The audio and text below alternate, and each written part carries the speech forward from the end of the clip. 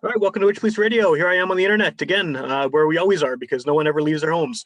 and I'm here with a member of a band that is relatively new to me. I definitely had heard the name before, and it wasn't until just a few weeks ago, really, that I decided to actually give them a listen.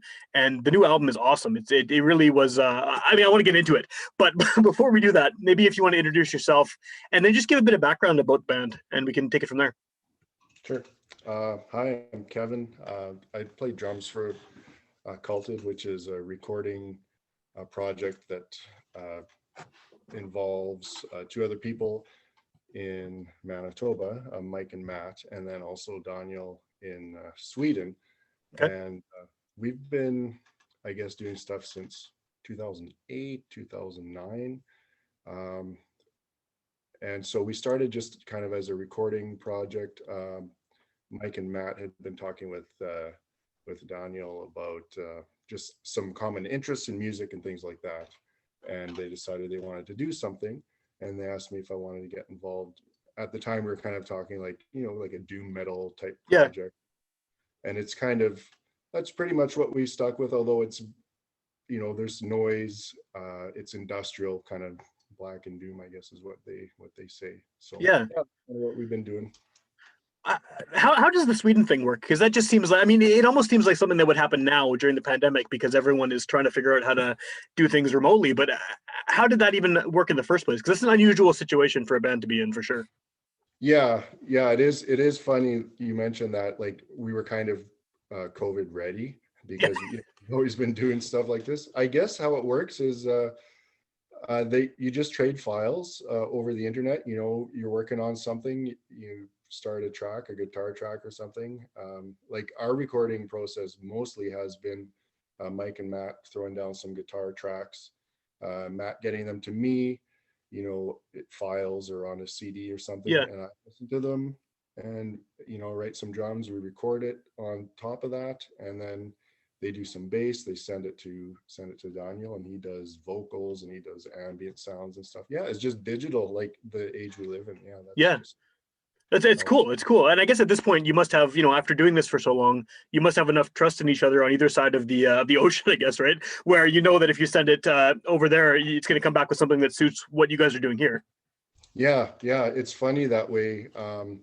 It's just funny how it changes so much over time, as you add the layers and things like that. And you have to be, willing to kind of let go of certain things, because as you add layers, right, you lose and you gain, right? You lose and you gain. So it's an interesting process. But yeah, definitely we have all the trust in the world with each other. We give these things over knowing full well that they're going to get, the other person's attention. And yeah, it's just a lot of fun. It's cool. Is this strictly a recording project, or have you guys played live as a full group? It is strictly a recording project. We've never played live. I've never even talked to Daniel. Like, oh, really? I know what he now because Matt and him made some videos, so I've seen him. I've seen him do his thing. So yeah, it's funny that way. I mean, we've emailed and messaged and all that kind of stuff. But yeah, we actually haven't met him, and I don't think Mike and Matt have met him either. So yeah, it's just one of those things. That's a really weird situation to be in, especially over the length of time that you guys have been doing this too. Yeah, that's true. At some point, maybe we get together. That would be cool. It's not necessary. Like, I think just the style of music that we're doing, and from Daniel's background, just an ambient noise and that kind of stuff. It is kind of, it just lends itself a little bit to that isolation, I think. And I think that is something that we all kind of draw upon. And now, the times we live in now, like it's super poignant. But yeah, we've been just kind of doing it that way. And I don't think we're in a rush to change it. Yeah. Well, and I guess Manitoba and Sweden, I assume parts of Sweden anyway, probably have similar kind of desolation and, and bleakness in the winters. And bleak is kind of the word that came up for me when I listened to the record. Okay. And so that just came out, what, a month ago now? Yeah, it was released, I think 26th of February. Okay. And how long? Oh, I guess first of all, what was it like releasing a record during a pandemic? I mean, I know you're not playing shows, which is a bit of an advantage over, a lot of other artists, but What was that process like compared to releasing things in the past? Just knowing that everyone's sort of on lockdown. Yeah. It's interesting. This record, it took a long time. And I know some of the other guys have talked about it before in some of the interviews we've done.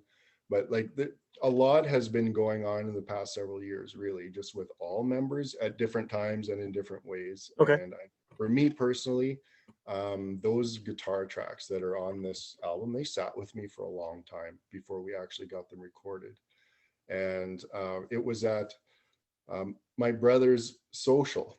One of the prizes there was from Bedside Studios, Len, for a day of recording, and Mike happened to win it. He won that prize, so he said, "Yeah, let's record the drums there." And I said, "That's awesome." It took a while to get there. It took me a while to get there, but we did get there. And so that part of the recording was well before COVID, but then Okay. afterward, like a lot of the work that came afterwards was during COVID. And then actually one of the positive upshots of just the whole lockdown was that I think Matt at least had all kinds of motivation to try his hand at videos and stuff. And so I think he's just putting the finishing touches on what's going to be the fourth video that he's done, and with Daniel as well, for the album. So it's actually in that way has been kind of positive. Other than that, all the communication is kind of through email and things like that, and with the label, and we were so happy to get picked up there. Mm-hmm. So yeah, it's honestly it hasn't been an issue for us, I can say, just because we're kind of used to doing it this way anyways. Yeah, well, it's a nice benefit to have, I guess, in a time Yeah. where everyone else is struggling to find ways to play shows and tour and stuff. Yeah, yeah. Yeah. Um, during a time where everyone's kind of miserable anyway. I mean, the sound of this album, it's again, it's very bleak. It's really really I mean, it's a downer in a good way, right?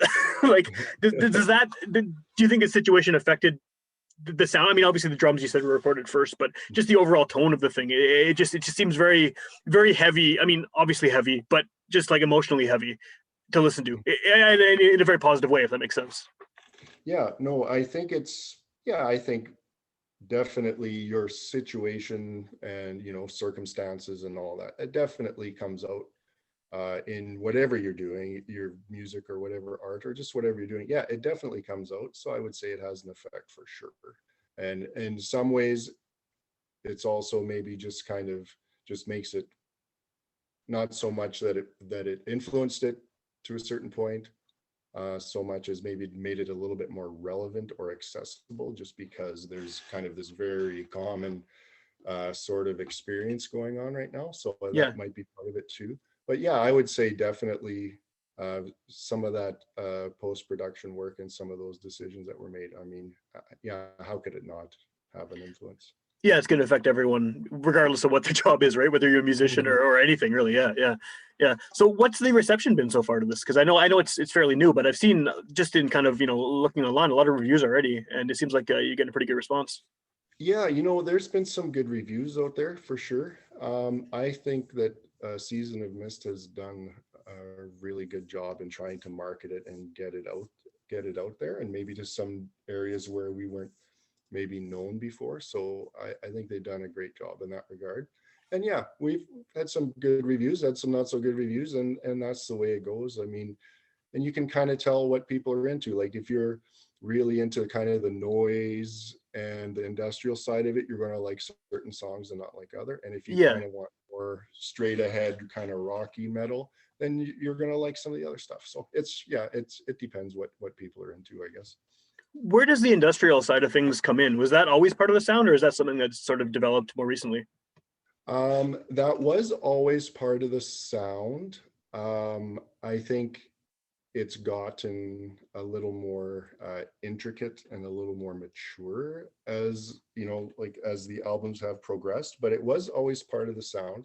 And that was always a big thing. Like if you listen to some of Daniel's stuff, Deadwood and that, like he's been doing that kind of thing for years. And Mike and Matt are into sound and that stuff too. So it's always been there. I think it's probably gotten more developed. And yeah, especially with our previous LP, Oblique All Paths, there was definitely a lot of focus on the sound and ambience on that album, and it's, you know, there are some very long songs, Yeah. and it has kind of a flow, whereas this one is more, these are more short, like, not that there isn't some connection between them, but they're more distinct songs, I think. Okay. Okay, that makes sense. Yeah. Yeah. So, you know, this again, I don't want to dwell on the pandemic too much, but it's just kind of everyone's enwrapped in it. But Yeah. how do you? I mean, obviously the label's helping, but how do you get an album like this out when you can't play shows and you don't play shows, and you know you have an audience obviously developed over the previous records, and then you have, you know, a following and everything. But what's how do you let people know you have a record out? Is it just all like hammering people on social media basically at this point, or because you're in a unique situation? You're in two countries. You're not playing shows, even COVID aside, right? It's a weird situation to be in.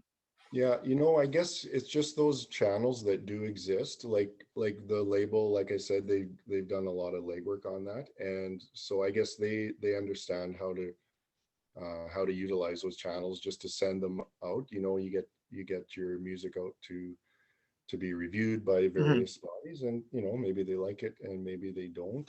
Yeah, it's definitely not like a brick and mortar old school pound the pavement, put up a Yeah. poster and play the show kind of thing. Yeah, it's definitely, it hasn't been that, for sure. So yeah, it's a different approach, but yeah, you know, it's not really a mass, there's no mass appeal, I think, to the music. Like, it's kind of a niche Yeah, market. it's gonna have a niche audience no matter what, for sure. Yeah, yeah, And I think they kind of know where to look for those types of things already. So yeah. yeah, yeah. And they're recommending it to each other and everything too, right? So you have that. Yeah, yeah.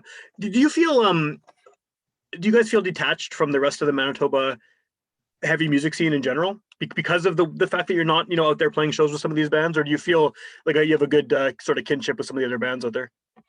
I would say, out of the three of us living in Manitoba, I would say I feel the most detached, Okay. but it's because I'm not involved in any other band projects. Like, everyone else in this band has other things going on, and they're just a little deeper into it. When I used to live in Winnipeg, yeah, I was, you know, playing in bands and stuff like that, and but I haven't played a show in a long time. Yeah. So I'm definitely detached. The other guys would be less so. They're still in the mix, and you know, they still do shows and when they can, right? I mean, Of I guess course. Yeah. really doing shows, but up until that point, they're still quite involved in jamming and you know, still recording other things too. So yeah. Of the Manitoba members, were there local bands that when you were all coming up that you kind of all were fans of, not necessarily influenced by, unless you were, but you know, I always try to place people in my head as to Mhm. where they sort of came up in the local music scene. And I mean, you know, over the course of doing this show, I'm talking to people who are between 18 and 70, right? So there's like a pretty Right. wide range. And like I'm almost 40, you know, I started going to shows in like 95 or something. But I mean, there's definitely a big range, and just in terms of the bands and venues and stuff. So what was your sort of introduction, I guess, to the local music scene?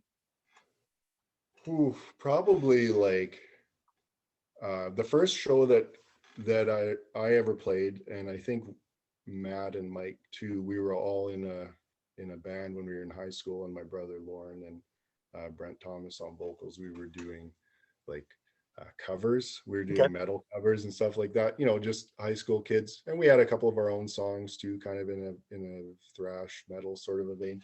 And we played a show at the West End Cultural Center. And who else played there? I think it was Meat Rack Oh yeah. played, and so that would be one for sure. And I think Malefaction, and Mike actually ended up joining Malefaction, so Oh he cool. he Okay. he was in Malefaction for years. So that was a big band I know that had a lot of influence. And well, I mean, Propaganda, obviously. Yeah, everybody in the entire province. Yeah, yeah, yeah. Yeah, and yeah, like, yeah, Meat Rack, and then some of the other bands, like when I was a little more in the scene, like the bands that you'd see a lot around in the same kind of shows would be like Head It's Concrete or Yeah. Putrescent, you know, those kind of bands. Yeah. Do you have like when someone hears you're in a band, they want to hear more about it. They want to know what kind of music you play. Do you have like a quick and easy answer to give them? Because I mean, you know, you have the industrial elements, you have the doom stuff, you have the black metal stuff. Like there's, it's all, I guess, within the metal umbrella. But do you have like a shorthand way of describing it? Yeah, I guess maybe this isn't the way to approach it, but I guess the way I do is, first of all, I think if they're into metal, then I'll say, well, it's kind of blackened industrial doom is what they've been called, and I think that fits. Like, Yeah, totally. Yeah. but if they're not into metal, I'll say you wouldn't like it. Kind of leave it at that. Yeah, yeah. Well, I mean, yeah, like you said, it's a very niche style within a niche style, right? So Yeah. yeah. It's not for everyone. Yeah, yeah. So with the release of this album, is it I know it's available online because that's where I listen to it, but is it available in physical form as well, or is that to come? Yeah, actually, there's we have CDs, and there also are actually some double vinyl Cool. records that came out as well. So we're pumped about that. It's always nice to have something on vinyl. So Yeah.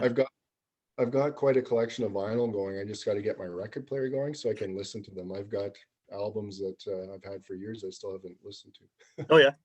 Well, okay. Well, how does that work then? Because I mean, I'm someone who listens to physical stuff. I listen to tapes and records and CDs. I never stopped.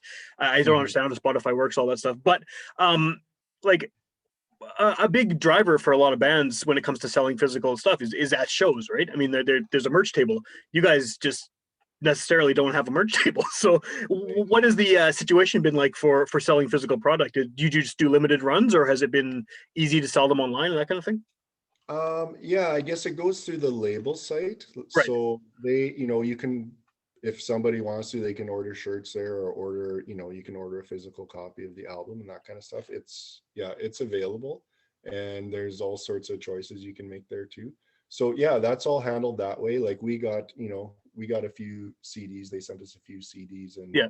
and we bought a couple vinyl copies just for ourselves and that kind of stuff. But yeah, it's all run through the label, so it actually works pretty well. That saves you the trouble of. It sure Yeah. does. Yeah. Yeah. Yeah. Is there a story behind the artwork on the album? Because it's very, I mean, it seems very fitting to the sound for sure. Yeah, I think we all feel very lucky that we managed to get a hold of this. Now, Mike, Matt, and Daniel, I think, kind of discovered this piece of art by, I believe, an Italian artist. Okay. They just thought, what the heck, let's inquire about it, and they managed to acquire a license to use it with our stuff, and it wasn't as expensive as we thought it would be. So we thought it would be a good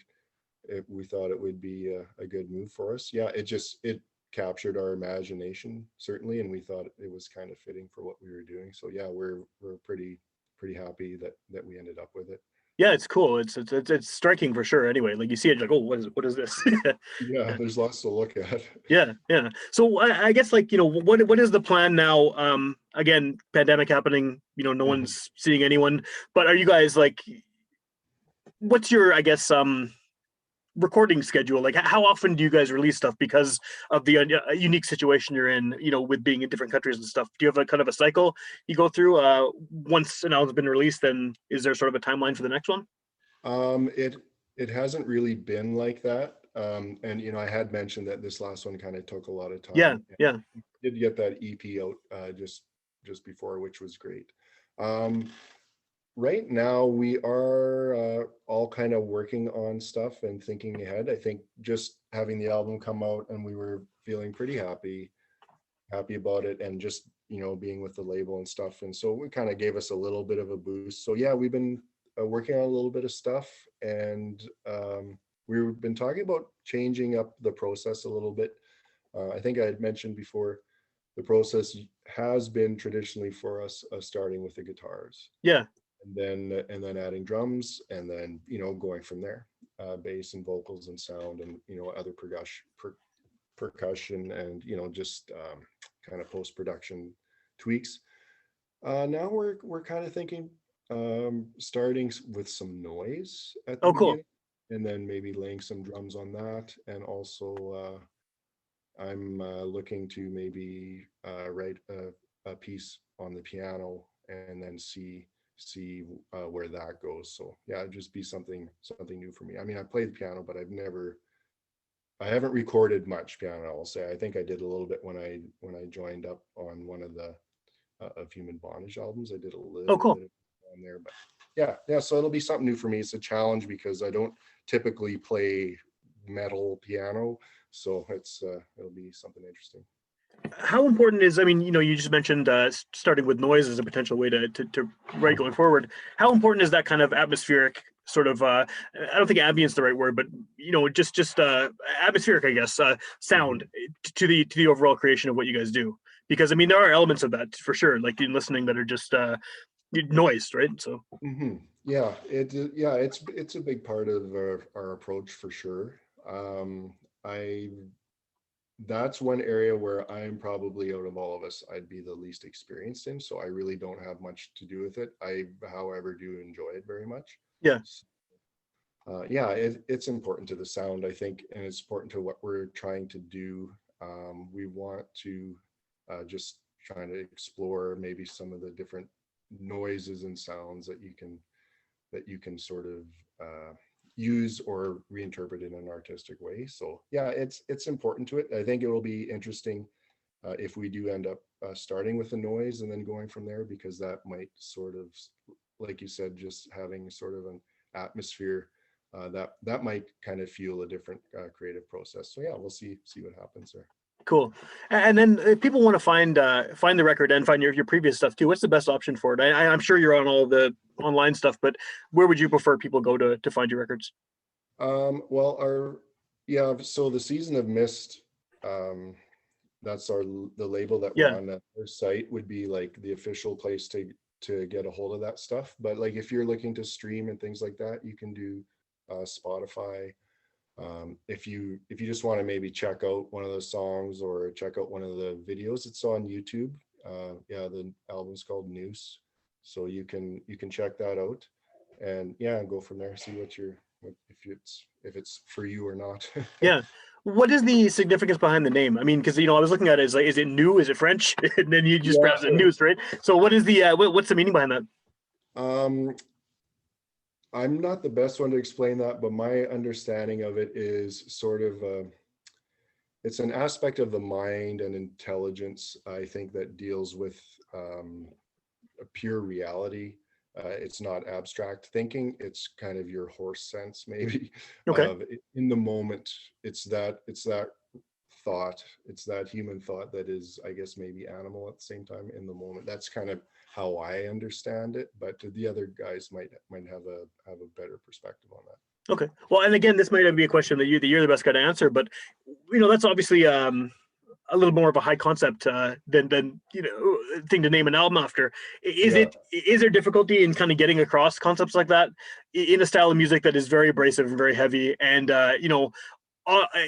it's not like you're a folk band where the lyrics are crisp and clean and everything is right on the table for you, right? I'm assuming that a lot of the other songs have similar kinds of. There seems to be a lot of emotional depth. There's the subject matter is like the title, fairly high concept. Is it difficult to get that across in aggressive, abrasive music? Um, yes and no. I think for me, I think that it serves its purpose just by being there, and it's just a gentle nudge, I Yeah. guess, to the audience to just maybe think a little think a little deeper about maybe what we're trying to do or say. Like, we're not telling anyone to think a certain way or do a certain thing, is but I guess if you involve something just a little bit more uh, in depth, I guess intellectually, or however you'd put it, I guess you're just inviting people to do a little bit of deeper thinking. Because if you look at a lot of the lyrics, they're quite evocative and visceral. But I think Hmm. if you just take a step back, you can really apply the imagery and just the emotion to a wide variety of situations. And I know Daniel's touched on it too before in some of his interviews. I mean, you can look at it in a religious sense. You can look at it in terms of hegemony, or just even mainstream thinking, and just what's going on in people's minds, and what do they accept and what do they give up, for the sake of certainty, I guess. Okay. Okay. Is it safe to assume that this is something that is best consumed as a single listen. I mean, that's how I listen to it. It is just start to finish, Mhm. sitting down and just playing it. But I mean, do you prefer someone to take in the whole record as a single thought, basically, or are you cool with the fact that it's most likely going to be listened to piecemeal because of the way sort of music is consumed nowadays?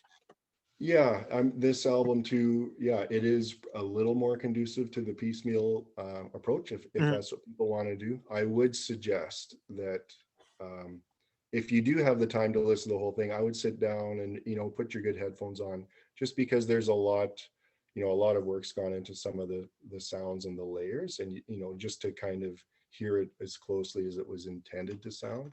If that's your thing, and if that's Yeah, not your, just pop it in, and if you like one of the songs, then listen to that one. that's a good. I think that's a good way of looking at it for sure.